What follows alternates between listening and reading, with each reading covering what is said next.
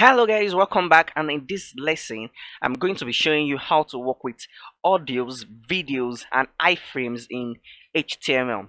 So without further ado, let's get started.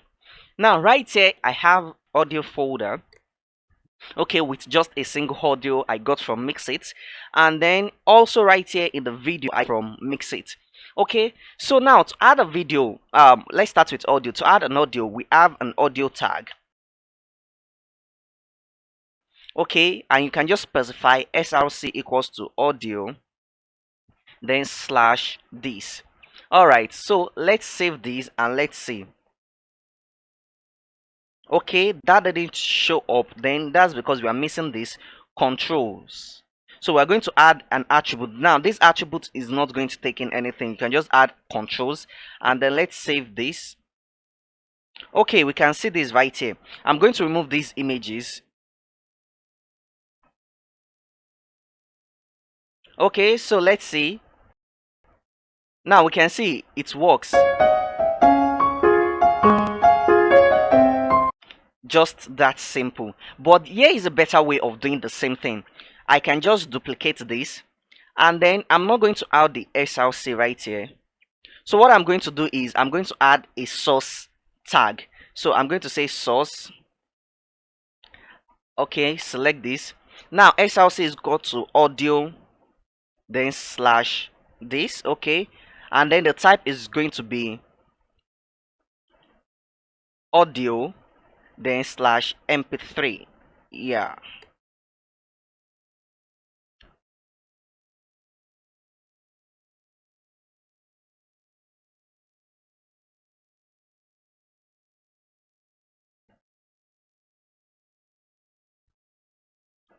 Okay, let's save that and let's see. Now we can see that both of them work. So what's the difference between this first method and this second? Now number one, you see that this first method is shorter, but this one, it has more options. Now number one, after adding your audio tags, you can add a source tag right here. Let me close this. Okay, remember self closing.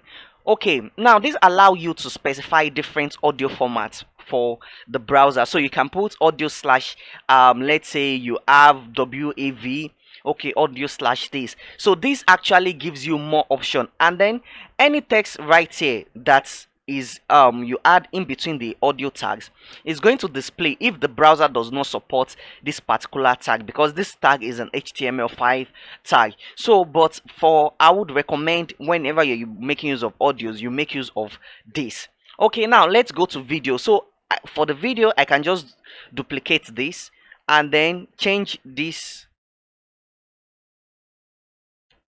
to video, and then instead of this audio, and then I'm just going to remove this and then say video and then slash this, and we're going to do the same thing here, video slash this. Okay, and then we're going to change this to video, and then instead of this being audio, this is going to be video then slash mp4.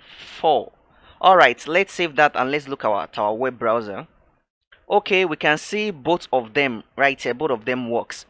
Now we can save this and then we can play rollout. We have this. Now another thing, another option you can add is you can decide to add, let's just remove this and let's make use of this. So we have just one to focus on. You can decide to make it muted. Okay, you can both your audio and your video. So by default it's going to be muted. So we can say right here is going to be muted. If we should come to our audio also, I can add the option which is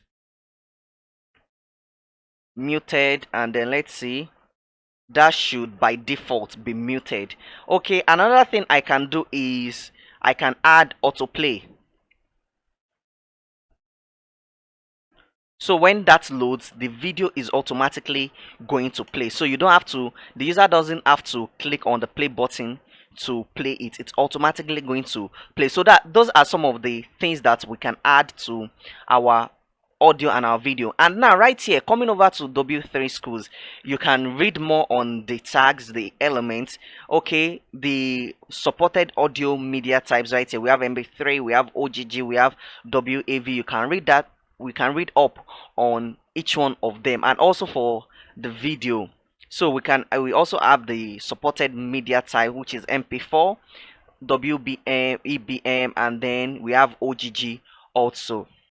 Okay, let's move into iframes. Now basically iframes are used to show things, stores from another website or another web page inside of your web page. So I'm going to remove, okay, let me just remove this, and then I'm going to have an iframe, and then I'm going to say something like, okay, the S house is going to be https and then www.lifetechfact.com, and then we can add the width equals to 100%, and we can also add the height equals to 100%.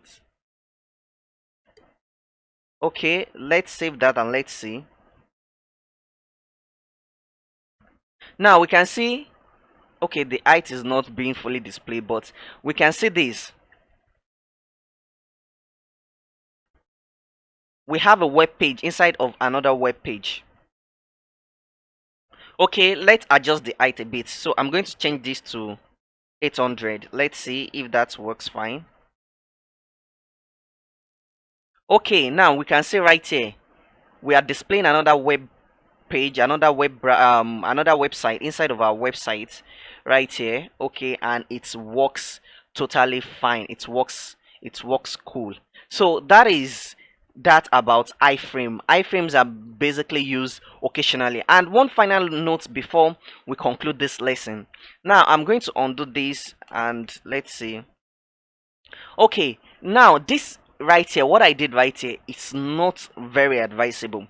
Usually whenever you want to show any file such as image, video, you should make sure that they are in maybe a hosted repo, let's say on YouTube, or let's say you hosted them somewhere, just to reduce the file size of your website. Remember what we talked about, that the speeds that affect the website, the factors that affect the website speed, and which file sizes are one of them.